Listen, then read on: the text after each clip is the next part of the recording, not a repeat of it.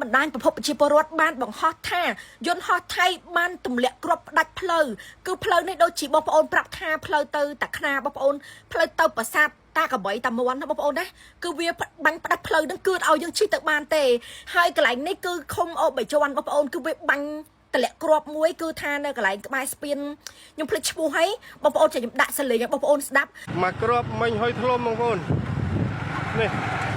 ចិត្តកុលស្ពានអូបីជាន់មកទូហើយជោគជ័យមកច្រើនគ្រាប់ហើយបងប្អូន